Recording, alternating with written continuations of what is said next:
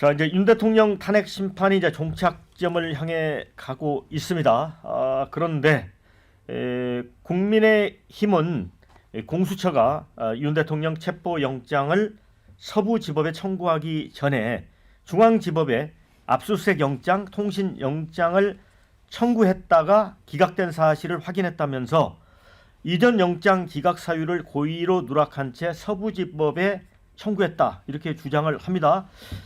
그러면서 이게 영장 쇼핑의 근거를 잡았다. 그러면서 공수처장의 사퇴를 요구를 했습니다. 권성동 원내대표는 공수처 이 처장의 위법적 행태 반드시 책임을 묻겠다. 또 사기 수사의 몸통인 공수처는 당장 폐지해야 한다. 이렇게 주장을 했습니다. 자, 사기 수사라고까지 주장을 했어요. 그런데 민주당은 괜한 트집잡기 아니냐. 이미 체포 적부심 기각을 통해 법원이 문제가 없다고 판단한 사안이다. 논평할 가치조차 없다. 이 극화된 국민의힘이 사사건건 발목만 잡는다. 이렇게 비판을 했습니다.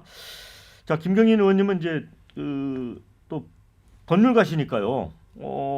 이 압수수색 영장하고 통신영장을 중앙지법에 청구를 했다 기각당했는데 그거를 고의로 그 사유를 누락한 채 서부지법에 체포영장을 청구했다 이런 내용이잖아요. 이게 법적으로 문제가 되는 거예요? 법률적으로만 엄밀히 따지면 네. 사실은 관할법원이 이제 재판관할이 서울중앙지방법원이라고 했으니까 계속해서 중앙지방법원의 모든 영장이 청구되는 게 맞는 것 같아요. 이게 체포영장도 글로 갔어야 된다. 이 체포영장도 그리 가고 구속영장도 그리 가고 이래야 맞는 것 같은데 그 부분에 대해서는 어쨌든 조금 규정이 불명확하게 되어 있기 때문에 첫째는 법률 자체의 입법적인 미비의 문제점 이게 하나가 있고 두 번째는 서부지법이 입법적 미비라고 하더라도 법 조문에 충실하게 영장 청구를 했어야 되는데 그걸 안 한 잘못 이제 이런 점들이 공수처에 대해서 비판을 할 수는 있겠지만 그렇다고 해서 법원에서 이게 지금 영장 발부된 게 잘못된 것이냐 아니다 맞다라고 지금까지는 서부지방법원에서나 중앙지법에서 확인을 해줬잖아요 보면. 그렇죠. 네. 예. 그래서 이게 비판은 할 수 있겠지만 위헌 위법의 어떤 공수처의 수사다 이렇게 평가는 할 수는 없는 것 같아요. 없는 것 같고 이제 요건 이전에 과거에 가령 체포영장을 중앙지법에 청구했다가 기각당했다 이런 루머가 있었거든요 보면. 근데 그건 아니고 요번에 보니까 압수수색영장하고 통신영장인데 법원에서 기각 사유를 보니까 수사의 필요성이 없다는 게 아니고 너무 경쟁적으로 지금 수사기관에서 들어오니까 이걸 수사기관 내부에서 조금 협의를 해서 체계적으로 좀 압수수색영장이나 통신영장을 청구해라 지금 이런 사유인 것 같아요. 수사의 필요성이 없다는 건 아니고 그래서 이제 저희 당에서 원내대표나 이제 당 지도부에서 말씀하신 내용은 정확히 비판의 맥락이 정확하시지는 않은 것 같아요. 근데 어쨌든 그럼에도 불구하고 이 모든 것들이 사실은 문재인 대통령 시절에 공수처를 만들면서 검찰 개혁을 한다면서 모든 법 체계를 깨뜨려 버린 데서 거기서 그 원인이 출발을 한 거거든요. 그래서 실은 이게 지금 윤 대통령님 12월 3일에 어떤 행동으로 인해서 우리 당이 국민들 앞에서 부끄럽고 죄스럽고 뭐 이런 모습과 더불어서 사실 문재인 대통령 시절에 형사사법 개혁이라는 미명하에 했던 이 제도 파괴적 행위들 그리고 수사기관을 정신없이 만들어가지고 이게 체계적으로 작동하지 못할 수 있는 이 원인을 만든 이 과정에 대해서는 그때 당시에 책임지고 있었던 분들은 국민들 앞에 부끄럽고 좀 사과를 해야 될 필요성은 분명히 있는 것 같아요. 그러니까 김경진 의원님 말씀은 영장 쇼핑은 맞는 것 같은데 서부지법에 체포영장 청구했고 발부받은 건 뭐 정당한 거다 이런 정도로 정리를 하면 그러니까 될까요? 법적으로는 합법하다고 지금까지 네. 보여져요 보면. 아니 그걸 이제 어떻게 보느냐에 따라서 그 공수처장이 재량이 될 수도 있고 국민의힘에서 주장하듯이 영장 쇼핑이라고 주장을 할 수도 있는데 공수처법에 중앙지법을 관할법원으로 하지만 단서 조항이 있잖아요. 공수처가 판단해서 다른 법원에 청구할 수 있는 그런 재량이 있기 때문에 이제 거주지 관할인 서부지방법원에 청구한 거라고 보고 물론 유불리 판단도 했을 겁니다. 어디다 청구하는 게 영장 발부가 그나마 용이할까? 근데 그 판단하는 게 불법입니까? 저는 아니라고 생각합니다. 때문에 별로 이치에 맞지 않는 얘기고, 그리고 그 이제 국민의힘이 선호하는 윤 대통령 측이 선호하는 중앙지법에서 체포적 부심을 기각시켰어요. 근데 그 얘기는 대한민국 사법부 어느 곳에서 보든지 그 영장에 의한 체포는 적법했다라는 걸 법원이 이제 승인한 겁니다. 지금 와가지고 그걸 문제 삼는 거는 이제 그냥 괜한 트집 잡기, 뭐 헌재 흔들기 했던 것의 연장선 비슷한 거고, 아마 이제 헌법재판소에서 탄핵 심판에 대해서 시종일관 보였던 태도를 형사재판에서도 시종일관 보이지 않을까. 그러면서 뭐 공수처의 공정성, 또 법원의 공정성, 매 절차마다 공정성, 뭐 이런 식으로 이제 트집 잡기를 할 텐데 결과를 바꿀 것 같지는 않아요. 저는 오히려 거꾸로 묻고 싶은 게 그런 겁니다. 뭐 윤석열 대통령 측은 저걸 주장할 수 있다 치고, 예. 이제 국민의힘도 계속 이런 식의 동조를 할 거냐. 그러니까 지금 이제 탄핵은 임박했고, 그렇게 인용되면 이제 조기 대선 가는 겁니다. 60일 내에 대선입니다. 지난주에 국민의힘에서 무슨 열었던 세미나, 거기에 이제 명지대 신율 교수가 와가지고 결국 탄핵에 반대하고 뭐 계엄에 동조하는 듯한 이런 모습으로 가면 안 된다. 선거에 중도층 민심 못 얻는다. 이런 얘기를 했잖아요. 현실로 돌아와야 될 타이밍이고, 어제 권성동 대표가 윤 대통령이 뭐 사과하지 않을까 이런 기대감을 기자회견장에서 말씀을 하셨다고 하는데, 권성동 대표의 속내가 어느 정도 보입니다만 그런 기대를 윤 대통령이 충족시켜 줄 것 같지는 않아요. 또 다른 한편으로 질문이 나왔는데 권 대표한테 탄핵이 인용되면 승복할 거냐. 또 그건 즉답을 안 하면서 뭐 공정성 또 이런 문제 말씀하셨다 그래요. 그러니까 결국에 윤석열 딜레마에 빠진 건데, 안고 가지도 못하고 끊고 가지도 못하고 애매한 상태로 가면 제가 보기에 이제 망한다. 결국에 끊고 가야 된다. 어쩔 수 없다. 근데 지금 여전히 이제 지지층 그 당 안팎의 강경한 지지층 목소리에 지금 끌려다니고 있는 거 아닌가 그렇게 보여요. 홀숙 대변인. 네. 그러니까 뭐 이 박원석 의원님 얘기도 이제 윤 대통령 대리인단이 뭐 이런 걸 이제 문제를 제기할 수 있는 건데, 당의 권성동 원내대표까지 나서서 공수처를 사기 수사의 몸통이다라고 한 부분은 정치적으로 좀 이렇게 크게 득이 될 것 같지는 않다 이런 얘기거든요. 근데 우리가 지금 대통령에 대해서 탄핵 심판하고 형사 재판 하는 것도 목표는 뭡니까? 목표는 우리 사회 법치 질서를 바로 세우고 헌법과 법률이 지켜지는 나라, 그런 국가를 만들자는 것입니다. 그런데 이것은 공수처와 헌재가 불법 또는 편법, 탈법 이런 걸 하는 것에 대해서 문제 제기를 하면 계엄 옹호다 이제 이렇게 몰아가거든요. 뭐 내란이다, 뭐 극우다 이렇게 몰아가거든요. 저는 이것은 잘못됐다고 생각합니다. 대통령에 대한 탄핵 심판과 형사 재판은 그것대로 엄정하게 하더라도 그 과정에서의 문재인 대통령이 옛날에 뭐 그런 말 했잖아요. 과정은 뭐 공정하고 결과는 정의로울 것이다 이런 말 했는데, 법치 질서는 그것대로 공정하고 정의롭게 집행이 돼야 되는 것이에요. 근데 그렇게 되지 않고 있는 여러 가지 사례들이 너무나 많이 나오고 있단 말입니다. 그런데 그것에 대해서는 그냥 입 닫고 가만히 있어야 되는 건가요? 거기에 대해서는 당연히 문제 제기를 하고 바로 잡아야지 그게 법치 질서를 바로 세우는 것이지 않습니까? 저는 2017년 그 박근혜 대통령 탄핵 때 태블릿 PC가 그때 이제 처음에 그걸로 해서 촉발됐는데, 나중에 이게 진위 여부까지 논란이 되니까 노회찬 의원께서 그런 말씀을 하신 적이 있어요. 상한 미끼로 고기를 잡았더라도 고기를 잡았으면 된 거다. 상한 미끼 그거 얘기할 필요 없다라는 취지로 말씀하신 적이 있습니다. 저는 그렇게 생각하지 않습니다. 상한 미끼로 어떻게 보면 국민들까지 낚으려고 했다면 그거 자체는 그것대로 매우 잘못된 것이고 법적인 판단을 받아야 되는 것입니다. 그래서 저는 이번에 그 공수처의 저런 영장 맛집에 가서 쇼핑한 정정당당하지 못하고 공명 정대하지 못한 저런 일, 그리고 헌재가 이 재판을 하는 과정에서 드러난 국민들이 납득하지 못하는 그런 그 진행들, 이런 것을 보시면서 국민들께서 사법부가 지금 정의롭게 운영이 되고 있는 것인가, 우리법, 인권법 그들만의 카르텔이 이것을 좌지우지하고 있는 것은 아닌가에 대한 문제의식을 크게 갖게 되셨어요. 저는 이것은 이것대로 앞으로 대통령 탄핵 심판과는 별개로 이것에 대해서도 우리가 고치고 또 개혁하고 바로잡고 이런 것은 반드시 있어야 된다고 생각합니다. 정현주 부원장, 예. 그러니까 뭐 바로 잡을 건 바로 잡아야 된다라는 주장이에요. 고 대변인은. 네. 그런데 이제 국힘은 공수처장 사퇴 또 이 건 국정조사를 하자는 얘기거든요. 글쎄요, 뭐 주장을 할 수 있겠죠. 그런데 이제 법적으로는 뭐 유의미한 주장은 아닌 것 같고, 뭐 호 대변인 말씀처럼 만약에 뭐 윤 대통령이 아니더라도 일반 국민에 대한 절차여도 뭐 절차상의 위법 사항이 있거나 뭐 문제되는 점이 있다면 바로 잡아야죠. 문제 제기하는 거 맞죠. 근데 그거를 절차 내에서 하면 됩니다. 사법 절차가 지금 진행 중이잖아요. 얼마든지 그 안에서 방어권 행사할 수 있고 관련돼서 하면 됩니다. 지금 대통령 서부지법에서 체포영장 2번이나 발부됐고요. 그 중간에 이의 신청 절차까지 해서 기각된 바 있고, 그리고 체포 적부심은 중앙지법에 넣어서 기각된 바도 있습니다. 지금 또 구속 취소 청구까지 해놓은 상태잖아요.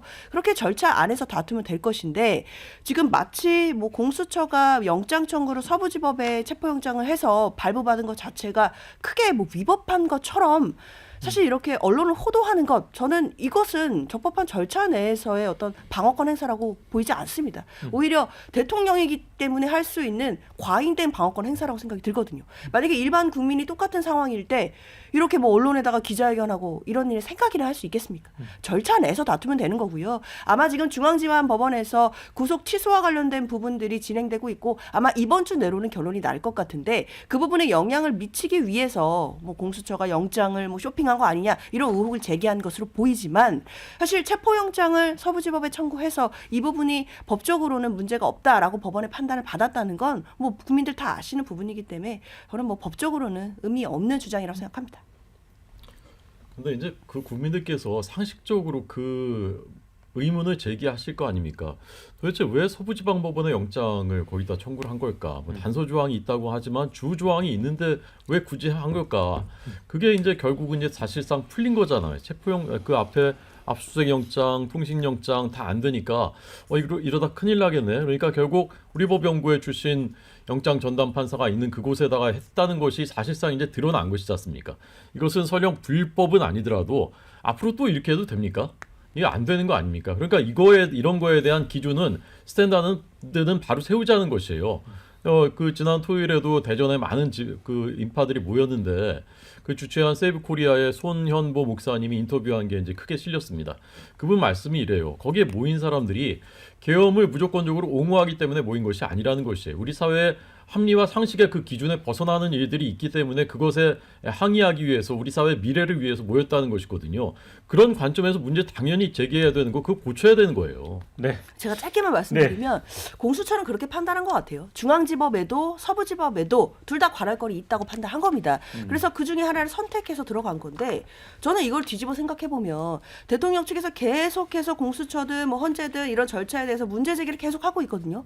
만약에 공수처에서 중앙지법에다가 체포영장 넣어서 발부받았다 하면, 그때 가서는 아니 모든 증거가 다 용산에 있고 다 한남동에 관저 있고 다 이런데 왜 중앙에 넣냐, 저는 이런 얘기 하지 않았을까요? 사실은 문제 제기를 위한 문제 제기 같기 때문에 네. 법적으로 의미 없다, 다시 한번 말씀드립니다.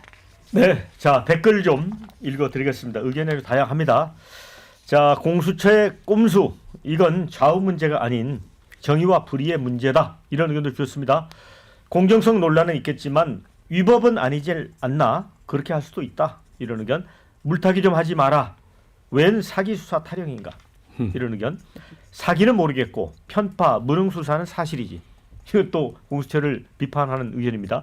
통신 압색 영장조차 기각당하니 체포 영장도 기각당할 것 같으니까 영장 쇼핑한 게 명백하지 않나, 이런 의견. 불법 체포라고 우기고 싶은 거겠지, 이런 또 반론도 있습니다. 본질 흐리기고 위법한 계엄을 덮으려는 발버둥일 뿐이다.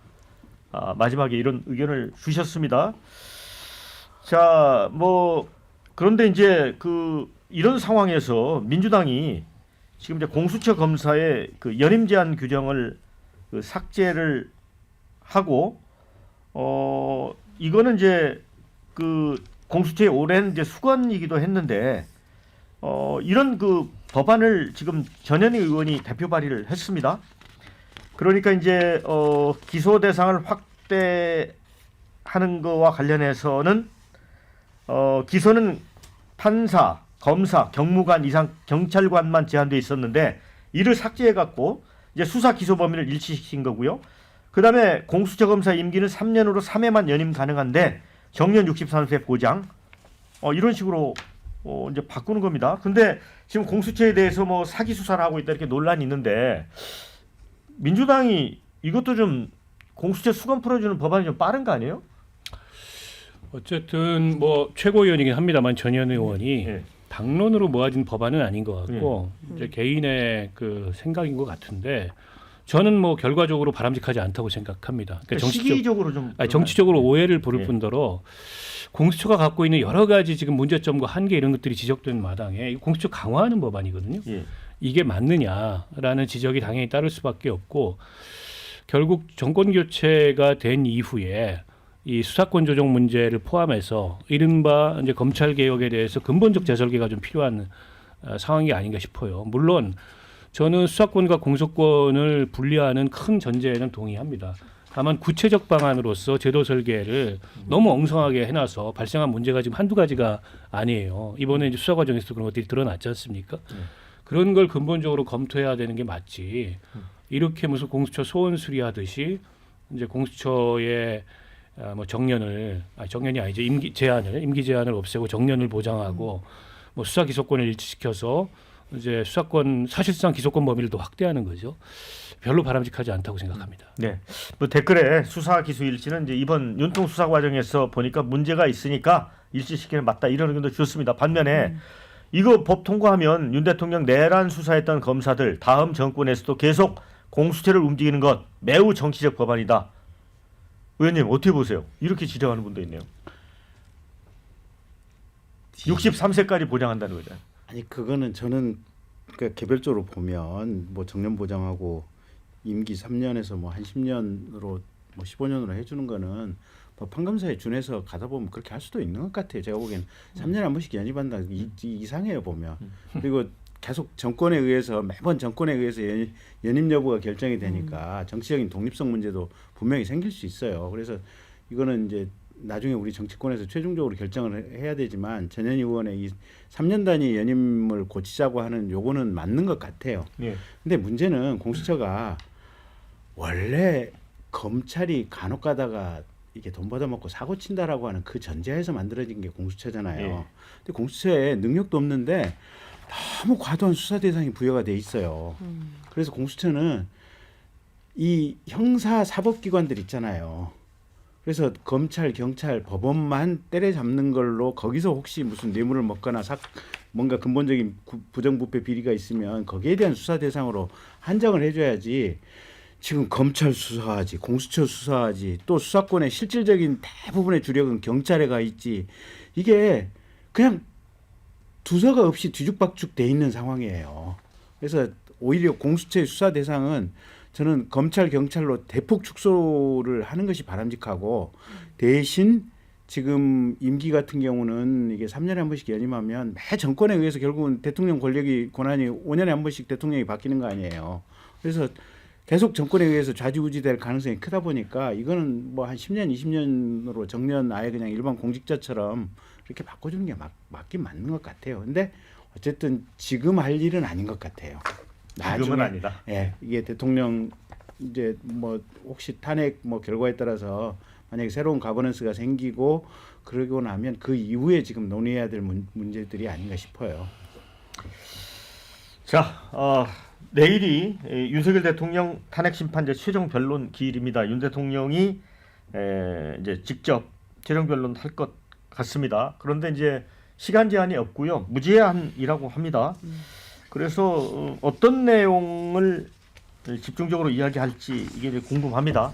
이제 계엄으로 인한 공론 분열 또 혼란 등에 대한 사과, 대국민 메시지를 담아서 탄핵 기각 여론을 좀 최대한 확산시키겠다 이런 계획도 전해지고 있습니다. 그런데 확인된 건 아니고요. 윤곽근 변호사는 뭐 탄핵을 면하기 위해서 조건부로 뭘 하겠다는 거는 윤 대통령의 방식이 아니다 이렇게 얘기를 했습니다. 그런데 뭐 이제 이 탄핵 소추 기각이 되면 임기 단축 개헌을 제한할 거다. 뭐 이런저런 이 얘기들이 나옵니다. 이런 내용들이 좀 궁금하고요. 그런데 오늘 이제 리얼미터가 여론조사 결과를 내놨는데 이제 직전이죠. 최종 변론기를 앞두고 윤 대통령 탄핵 인용이 52%, 기각 후 직무 복귀가 45.1%, 6.9%의 차이입니다. 오차 범위를 벗어났습니다. 가까스로 이제 벗어났고요. 반면에 헌재의 그 탄핵 심판이 공정하냐 불공정하냐 이렇게 물었더니 공정은 50.7%, 불공정하다 45%. 이게 5.6% 차이여서 오차범위 아니에요. 요거는 이제 자세한 거는 중앙 여론조사 심의 확인해 보시면 됩니다. 자, 이런 거 아울러서 윤 대통령이 어떻게 대응을 할 것 같습니까? 오 대변인. 지금 그 리얼미터 여론조사 결과는 제가 해석하기엔 그렇습니다. 아까 제가 말씀드린 것과 같은 맥에 있는데요. 대통령의 비상계엄이 다 잘했다, 절대적으로 찬성이다, 이렇게 해서만 그 탄핵 그 기각 이렇게 찬성한 것이 이제 일치되지 저는 않는다고 생각해요. 비상계엄에 대해서는 비판적이더라도 그건 잘못했다고 생각하더라도 탄핵에 대해서는 반대하는 여론이 저는 꽤나 있다고 생각합니다. 그게 아까 말씀드린 그 앞에 있었던 민주당의 그 폭거들, 그리고 앞으로 만약에 펼쳐질 수 있는 이재명 민주당이 집권했을 그때의 우리나라의 미래, 이런 걸 종합적으로 생각해서 우리 국민들이 굉장히 지혜롭고 합리적으로 저는 판단하고 있는 것이라고 생각해요. 저는 대통령께서 본인 스타일대로 하실 것 같습니다. 지금까지 늘 그러셨고 이번에만 갑자기 달라질 것 같지는 않습니다.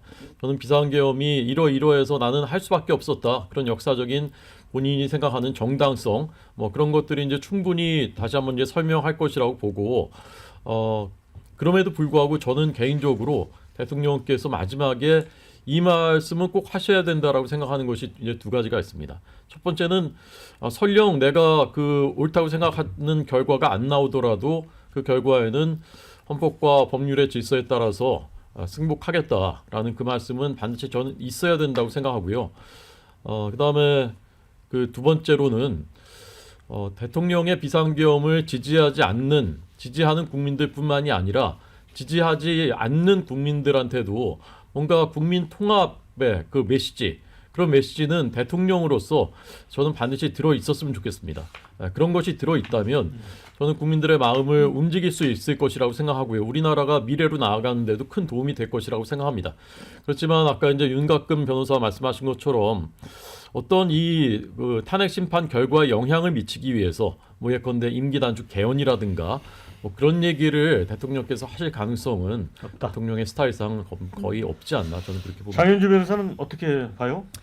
그렇죠. 내일 이제 먼저 변호인들이 각각 최종 변론을 합니다. 이제 2시간 정도 시간이 있다고 하니까 변호인들은 이제 법리적인 이야기들을 많이 할 거예요. 특히 이제 국회 측에서는 뭐 간단하게 보면 되죠. 이게 본질적으로 보면 12월 3일 날 비상계엄을 선포한 게 헌법 위반이다, 이것만 입증하면 되는 거거든요. 실질적인 요건도 갖추지 못했고 절차적인 요건에도 위반됐다. 아마 이 부분 더 거세게 이야기할 것으로 보이고 대통령 측의 변호인도 최종 변론을 할 겁니다. 아마 그 이후에 뭐 정청래 단장 그리고 윤석열 대통령이 최종 진술을 하게 될 텐데 저는 그래도 1시간 가까이 길게 하지 않을까라고 예상됩니다. 그리고 이 이야기들은 재판관들에게 뭐 법적인 메시지를 던진다라기보다는 국민들에게 하는 뭐 대국민 담화의 내용이 될 것 같아요. 그래서 뭐 호 대변인 말씀처럼 뭐 그런 승복하겠다라든지 뭐 통합의 메시지라든지 저도 이런 게 당연히 담겨야 된다라고 생각은 하는데, 그래서 지금까지 대통령이 메시지를 냈던 것을 보면 아마 제 생각에는 본인이 선언했던 이 계엄 자체가 어쩔 수 없었다.